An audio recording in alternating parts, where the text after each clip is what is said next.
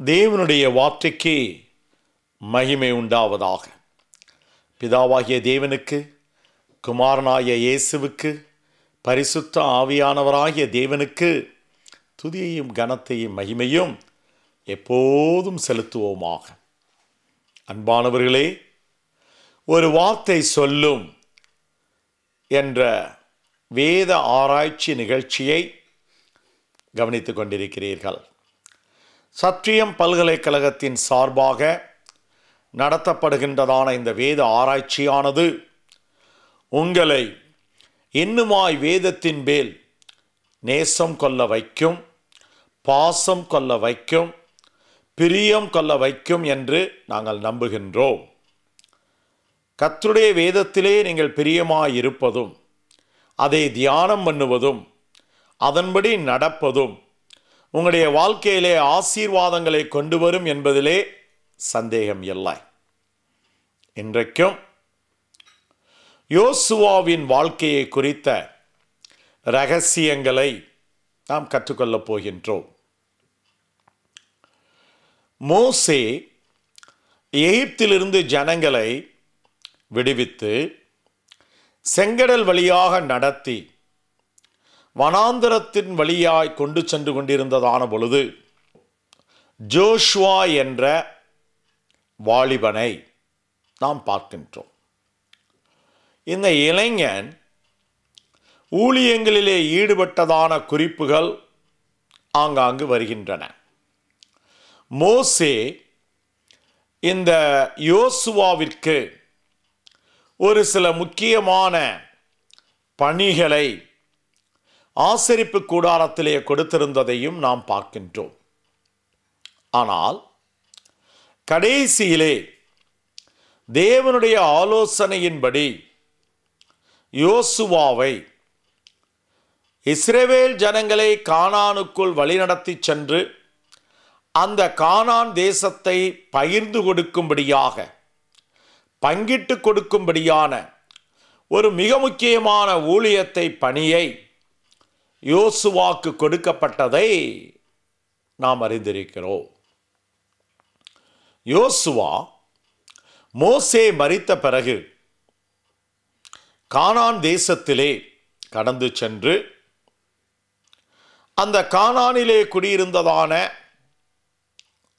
புறஜாதி மக்களை அவன் அழித்து அங்கு இடமுண்டாக்கி அந்த இடங்களிலே இஸ்ரவேலருடைய பெரும்பான்மையான கோத்திரங்களை குடியேறச் செய்ததான வரலாற்றை நாம் யோசுவாவின் புத்தகத்திலே விரிவாக படிக்கின்றோம். ஆனால் கேள்வி என்னவென்றால், யோசுவாவை இவ்வளவு பெரிய பணிக்கு, இவ்வளவு மகத்தான வேலைக்கு தேவன் தெரிந்து கொண்டதனுடைய ரகசியம் என்ன? ஒரு சாதாரண வாலிபனை, இளைஞனை மோசேக்கு அடுத்தபடியாக ஒரு தலைவனாக தேவன் ஏற்படுத்துவதற்குரிய காரணம் என்ன? மோசேக்கு அடுத்தபடியாக தேவனால் உபயோகப்படுத்தப்பட்ட ஒரு தலைவனாக, லீடராக யோசுவா மாறினதற்கு காரணங்கள் என்ன? அந்த காரணங்களை நாம் ஒருவேளை கற்றுக்கொள்ளுவோமானால் நம்முடைய வாழ்க்கையிலும் யோசுவாவை போல வேலைகளிலே, ஊழியங்களிலே, தேவனுடைய ராஜ்யத்திலே உபயோகப்படுத்தப்படுவதற்கு வசதியாக இருக்கலாம். யோசுவாவின் புத்தகம் 1வது அதிகாரம் முதல் 10 வசனங்களிலே மிக முக்கியமான 3 காரியங்கள், ரகசியங்கள் காணப்படுகிறது. வாசிக்கும் பொழுது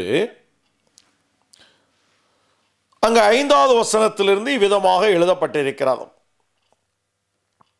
நீ உயிரோடு இருக்கும் நாளெல்லாம் ஒருவனும் யோசுவாவாகிய உனக்கு முன்பதாக எதிர்த்து நிற்பதில்லை. தேவனாகிய நான் மோசேயோடு இருந்தது போல யோசுவாவாகிய உன்னோடு கூட இருப்பேன். நான் உன்னை விட்டு விலகுவதுமில்லை, உன்னை கைவிடுவதுமில்லை. பலம் கொண்டு திடமனதாயிரு. இந்த ஜனத்தின் பிதாக்களுக்கு நான் கொடுப்பேன் என்று ஆணையிட்ட தேசத்தை நீ இவர்களுக்கு பங்கிடுவாய். என் தாசனாகிய மோசே உனக்கு கற்பித்த நியாயப்பிரமாணத்தின்படியெல்லாம் செய்ய கவனமாயிருக்க மாத்திரம் மிகவும் பலங்கொண்டு திடமனதாயிரு.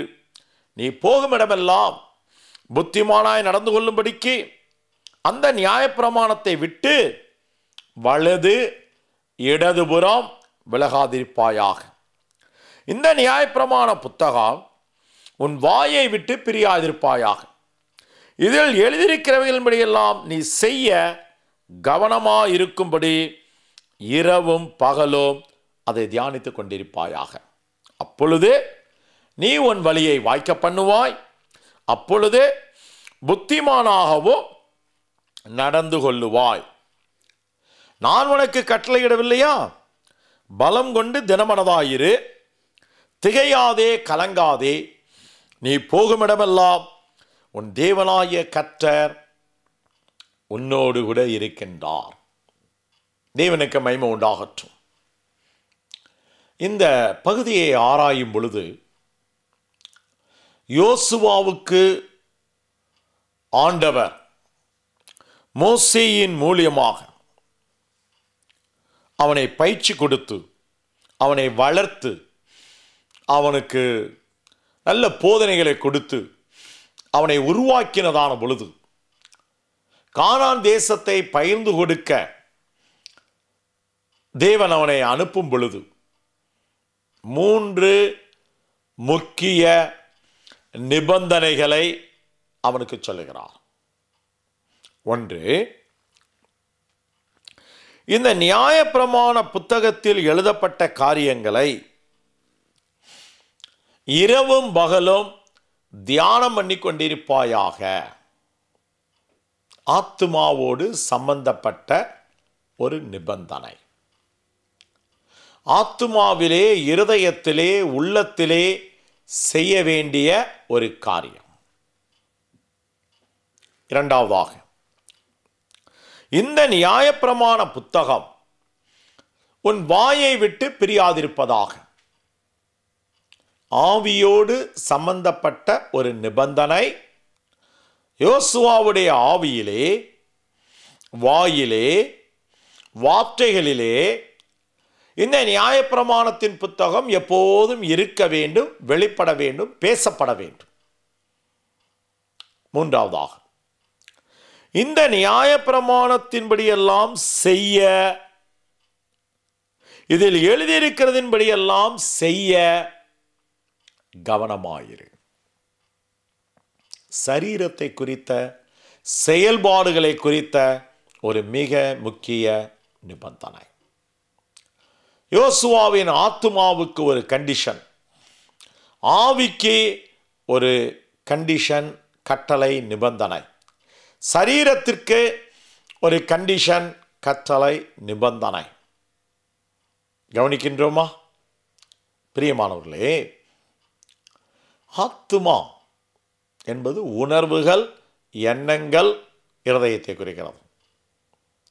அந்த யோசுவாவின் ஆத்துமாவிலே தேவனுடைய பிரமாணம், தேவனுடைய வார்த்தை நிரம்பி இருக்க வேண்டும் என்ற அந்த கட்டாயத்தை நீங்கள் புரிந்து கொள்கிறீர்களா? யோசுவாவுடைய ஆவியிலே தேவனுடைய பிரமாணம், தேவனுடைய வார்த்தை, தேவனுடைய கட்டளை நிரம்பி இருக்க வேண்டும், வெளிப்பட வேண்டும் என்ற அவசியத்தை நீங்கள் புரிந்து கொள்கிறீர்களா? யோசுவாவுடைய சரீரத்திலே, கிரியைகளிலே அந்த பிரமாணத்தின்படி, வார்த்தையின்படி, கட்டளையின்படி காரியங்கள் செய்யப்பட வேண்டும் என்றதான ஒரு அவசியத்தை நீங்கள் புரிந்து கொள்கிறீர்களா? அப்படி செய்தால் 3 முறை இவ்விதமாக சொல்லப்பட்டிருக்கிறது. கலங்காதே, திகையாதே, பலம் கொண்டு திடமனதாயிரு. வாழ்க்கையிலே போராட்டங்கள் வரும்போது, எதிர்ப்புகள் வரும்போது, கஷ்டங்கள் வரும்போது, பலவிதமான பிரச்சனைகள் வரும்போது நமக்கு கலக்கங்கள் உண்டாகின்றன, திகைப்புகள் உண்டாகின்றன, பயம் உண்டாகின்றது, பலவீனப்பட்டு போகிறோம், கரைந்து போகிறோம். ஆகவே யோசுவாவின் எதிர்கால வாழ்க்கையிலே இப்படிப்பட்டதான பிரச்சனைகள் வரும்போது அவன் கலங்காமல் இருப்பதற்கும், பயப்படாமல் இருப்பதற்கும், தைரியமாய் திடங்கொண்டு இருப்பதற்கும், பலனடைந்து இருப்பதற்கும் அவனுக்கு தேவையெல்லாம் தேவனுடைய பிரமாணம்தான், தேவனுடைய கற்பனை தான், தேவனுடைய வார்த்தை தான். தேவனுடைய வார்த்தை அவன் ஆத்துமாவிலும் ஆவியிலும் சரீரத்திலும் நிரம்பி இருக்குமானால் அது அவனுக்கு பலத்தை கொடுக்கும், தைரியத்தை கொடுக்கும். அவனுடைய பயமோ கலக்கமோ எதுவோ அவைகளையெல்லாம் எடுத்து போடும். அவனை தைரியமாக முன்னேற்றி செல்ல அது உதவி செய்யும். அடுத்தபடியாக யோசுவாவின் ஆத்துமாவிலும் ஆவியிலும் சரீரத்திலும் தேவனுடைய பிரமாணம் நிரம்பும் பொழுது அங்கு உண்டாகின்ற இன்னொரு மிக முக்கியமான ஆசீர்வாதம் என்ன? நான் உன்னை விட்டு விலகுவதும் இல்லை, கைவிடுவதும் இல்லை. இன்றைக்கும் அநேக இப்படிப்பட்டதான வசனங்களை வாக்குத்தத்தமாக எடுத்துக்கொண்டு நம்முடைய வீடுகளிலே அவைகளை தொங்க விடுகின்றோம். சில சமயம் அதை மனப்பாடம் பண்ணி ஜெபத்திலே உபயோகப்படுத்துகிறோம். ஆண்டவரே, நான் உன்னை கைவிடுவதில்லை, விட்டு விலகுவதில்லை என்று சொல்லியிருக்கிறேரே, உதவி செய்யும் என்று கேட்கிறோம். தவறல்ல. ஆனால் அங்கு நிபந்தனையை நாம் செய்ய மறுக்கிறோமே. ஆத்துமாவிலும் ஆவியிலும் சரீரத்திலும் கற்பனையை முக்கியத்துவப்படுத்த மாட்டேன் என்கிறோம், தேவனுடைய வார்த்தைகளை முக்கியப்படுத்த மாட்டேன் என்கிறோம், ஆசீர்வாதம் மாத்திரம் வேணும் என்கிறோம். அது எப்படி நடக்கும் பிரியமானவர்களே? யோசுவாவை தேவன் கைவிடாதிருக்க வேண்டுமானால், யோசுவாவை விட்டு தேவன் விலகாமல் இருக்க வேண்டுமானால், அவன் போகிற இடங்களெல்லாம் தேவன் அவனோடு கூட போக வேண்டுமென்றால் அவருடைய ஆத்துமாவிலும் ஆவியிலும் சரீரத்திலும் தேவனுடைய வார்த்தை பிரியாமல் இருக்க வேண்டுமே. இங்கே இன்னொரு ஆசீர்வாதத்தையும் பார்க்கின்றோம். அங்கு 10வது வசனம் சொல்லுகிறது, 9வது வசனம் சொல்லுகிறது, பலம் கொண்டு திடமனதாயிரு என்பது மாத்திரமல்ல, 8வது வசனத்திலே அப்போது உன் வழியை வாய்க்க பண்ணுவாய், அப்பொழுது புத்திமானாயும் நடந்து கொள்வாய். நம்முடைய வழிகள் வாய்க்கப்படுகின்றன. அப்படியானால் வழி என்பது அங்கு நான் போகிறதான பாதையிலே செய்கிறதான காரியங்கள். ஸோ நான் கையிட்டு செய்கிற காரியங்களையும் தேவன் எப்போது வாய்க்க பண்ணுகிறார்? ஆவி ஆத்மா சரீரத்திலே வேதம் நிரம்பும் போது மாத்திரம்தானே. புத்திமானாயும் நடந்து கொள்வாய். ஸோ ஒரு கன்னி பிசாசு கொண்டு வருகிறதான ஒரு ஒரு ஒரு ஒரு ட்ராப், ஒரு சிக்கல், ஒரு சோதனை, அதை ஜெயிக்க வேண்டுமானால் நமக்கு அவனை பார்க்கலும் அதிகமான ஒரு ஞானமோ புத்தியோ தேவை.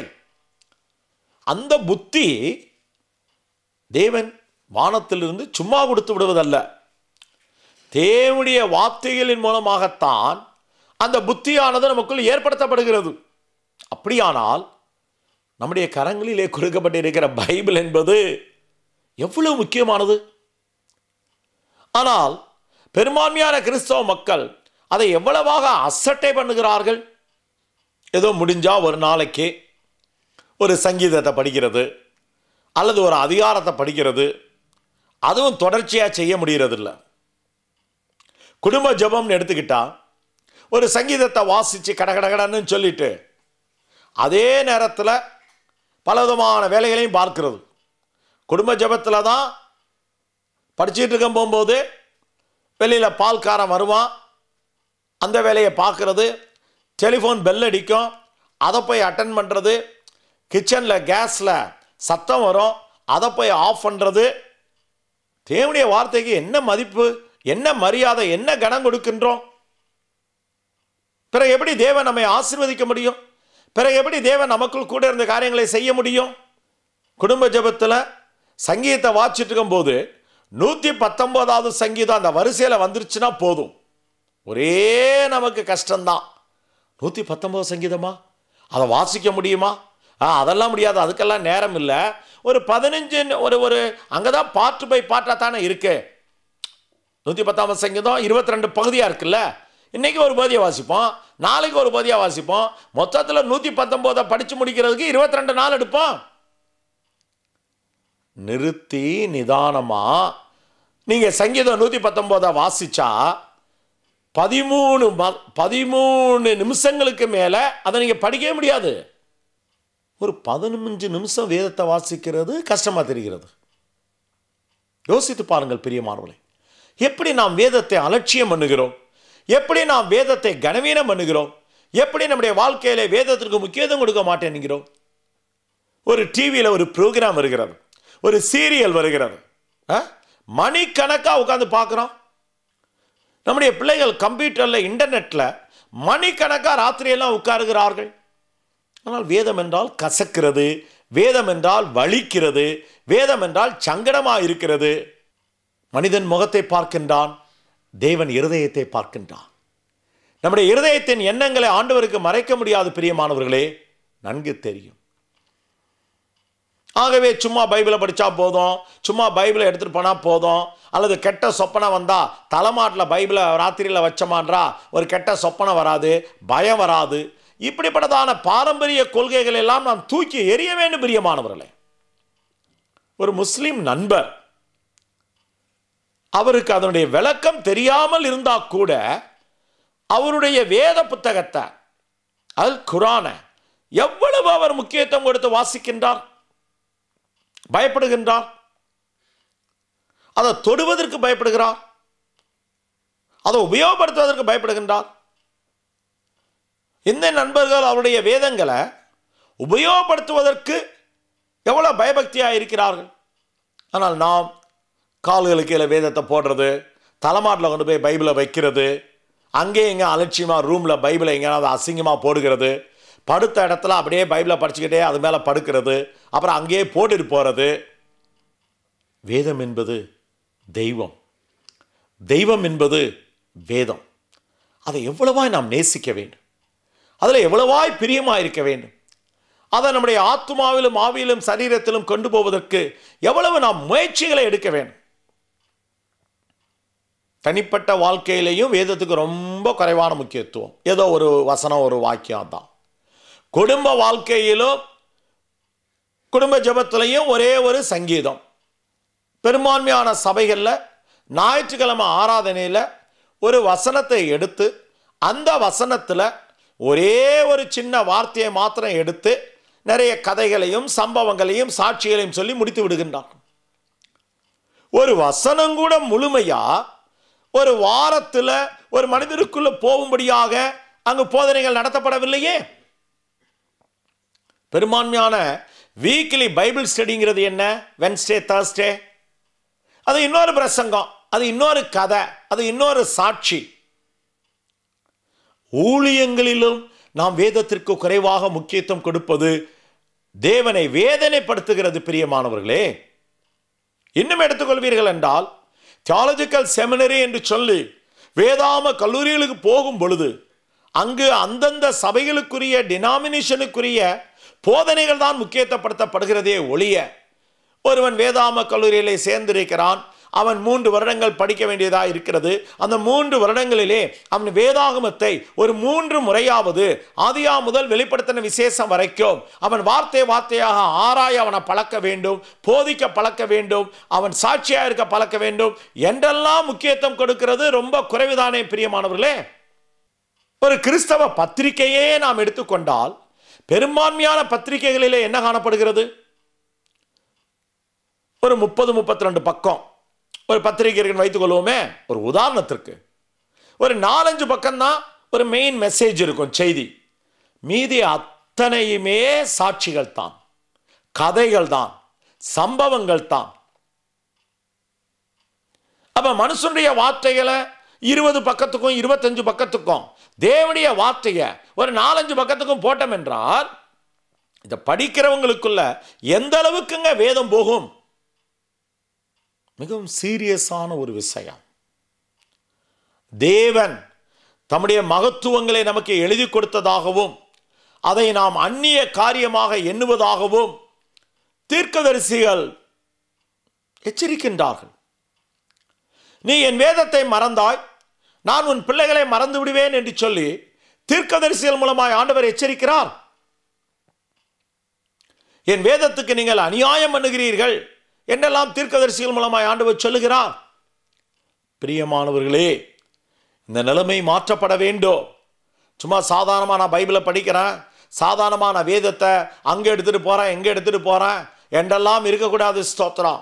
நமக்கு பிடித்ததான ஏதோ ஒரு சில வசனங்களை அண்டர்லைன் பண்ணி கலர் பண்ணி அதை மாத்திரம் வைத்து ஜெபிக்கிறதெல்லாம், இந்த காரியங்களில் நமக்கு மாற்றங்கள் தேவை. ஆகவேதான் சத்தியம் பல்கலைக்கழகமானது வேதத்தை ஆராய வேண்டும் என்று சொல்லுகிறது, வேதத்தை தேடித்தான் வாசிக்க வேண்டும் என்று சொல்லுகிறது, வேதத்தை தியானம் பண்ணித்தான் வேண்டும் என்று சொல்லுகிறது. இது ஏதோ பட்டப்படிப்புக்காக அல்ல, அல்லது பட்டங்களை வாங்குவதற்காக அல்ல, அல்லது ஏதோ ஒரு சர்டிபிகேட் கிடைக்கும் நம்ம ஊழியக்காரனாக மாறலாம் என்பது அல்ல. யாராக இருந்தாலும் நம்முடைய வாழ்க்கையில் வேதம்தான் தெய்வம், வேதம்தான் ஜீவன். இந்த அக்கறை வரணும் பிரியமானவர்களே, இந்த கரிசனை வர வேண்டும் பிரியமானவர்களே. இப்படிப்பட்டதான வேதத்தை குறித்ததான ஒரு தரிசனம் நமக்குள் இருக்க வேண்டும் பிரியமானவர்களே. நம்முடைய ஆத்துமாவிலே வேதம் வர வேண்டும். சங்கீதம் 37:31 தேவன் அருளிய வேதம் அவன் இருதயத்தில் இருக்கிறது, ஆகையால் அவன் நடைகளில் ஒன்றும் பிசகுவதில்லை என்று இருக்கிறதே. யோசுவாவுடைய இருதயத்தில் ஆத்துமாவில் பிரமாணங்கள் வார்த்தைகள் வைக்கப்பட்டது போல நம்முடைய இருதயத்தில் வேதம் வைக்கப்பட வேண்டும். எங்கேயோ காலேஜில் போய் படித்து பைபிளை தலையில் மூளையில் பிரெயினில் ஏற்றுக்கிறதல்ல, எல்லாம் கவனிக்க வேண்டும். இருதயத்தில் தேவனுடைய வார்த்தைகள் எழுதப்பட வேண்டும். இருதயத்தின் சுவர்களில் தேவனுடைய வார்த்தை பதிக்க வேண்டும். அங்கே என்ன சொல்லியிருக்கிறது? அப்படி செய்தால் தேவன் அருளிய வேதம் அவன் இருதயத்தில் இருக்கிறது, ஆகையால் அவனுடைய நடைகளில் ஒன்றும் பிசகுவதில்லை. அந்தபடி நம்ம செய்தா நம்முடைய நடைகள் பிசகாது என்று ஆண்டவர் சொல்லுகிறாரே. மல்கியா 2வது அதிகாரம் 6-7 வசனங்கள்ல சத்திய வேதம் அவன் வாயில் இருந்தது, ஆகையால் அவனுடைய உதடுகளில் அநியாயம் காணப்படவில்லை. வாயில அநியாயம் காணப்படாமல் இருக்க பொய், பொரட்டு, கோல் செல்லுதல், பெருமையான வார்த்தைகள், மேட்டுமையான கனவீனமான சம்பாஷணைகள் வராமல் இருக்குமானால் வாயில வேதம் இருக்க வேண்டும், தேவனுடைய வார்த்தை இருக்க வேண்டும். நாமும் சரி, நம்முடைய பிள்ளைகளும் சரி, நம்முடைய குடும்பமும் சரி, வேதத்திற்கு அதிக முக்கியத்துவம் கொடுக்க வேண்டும். கிறிஸ்தவனா இருக்கிறேன், ஒரு அதிகாரம் படிக்கணும், அப்பதான் எனக்கு ஆசீர்வாதம், இப்படிப்பட்டதான மாய்மாலமான பாரம்பரியமான எண்ணங்களை எல்லாம் விட்டுவிட்டு வேதத்தை உயிராக மதித்து நாம் செயல்பட வேண்டும். அந்த வேதம் நம்முடைய கரங்களிலே சரீரத்திலும் இருக்க வேண்டும். சங்கீதம் 149 7-8 இருபுறமும் கருக்குள்ள பட்டயம் அவன் கரங்களில் இருப்பதாக சொல்லப்படுகிறது. தேவனுடைய வார்த்தையை அதிகமாக கேட்கணும், அதிகமாக தேடணும், அதிகமாக ஆராய்ச்சி பண்ணணும், அதிகமாக நம்ம தியானம் பண்ணணும். அதில் இருக்கிற ரகசியங்களை, அதில் இருக்கிறதான காரியங்களை நம்முடைய இருதயத்தில் நிரப்பணும், நம்முடைய ஆத்துமால நிரப்பி, ஆவியில் நிரப்பி, சரீரத்தில் நிரப்பி, அது நிமித்தம் அந்த வேதத்துக்குள்ள மறைந்திருக்கிற ஜீவன் நமக்குள்ள வரணும், அந்த வேதத்தில் மறைந்திருக்கிறதான வல்லமை நமக்குள்ள வரணும், அந்த வேதத்தில் இருக்கிறதான அந்த உஷ்ணம், அந்த சக்தி, அந்த அக்கினி நம்முடைய ஆவியை அனலுள்ளதாக மாற்ற வேண்டும். இதற்காகத்தான் சத்தியம் பல்கலைக்கழகம் பாடுபடுகிறது.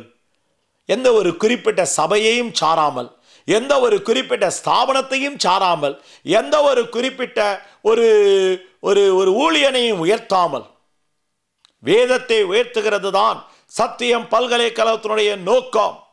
நாம் யாராக இருந்தாலும் வேதம் நமக்குள்ளாக நிரம்ப வேண்டும், வேதத்தை நாம் கனம் பண்ண வேண்டும், வேதத்தை நாம் உயர்த்த வேண்டும்.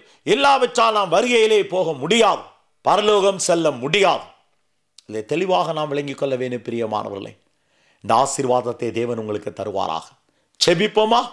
ஆபிரகாமின் தேவனும் ஈசாக்கின் தேவனும் யாக்கோபின் தேவனும் ஆகிய ஜீவனுள்ள தகப்பனே, நாமங்களை துதிக்கிறோம்.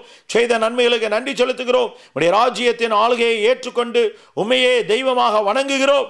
நீர் எங்களுக்கு கொடுத்திருக்கிற வெளியேறப்பெற்ற பொக்கிஷம் வேதம், அநேகம் 1000 பொன்வெளிகளை பார்க்கலை மேலான இந்த வார்த்தையை நேசிக்க எங்களுக்கு கிருபை தாரும்.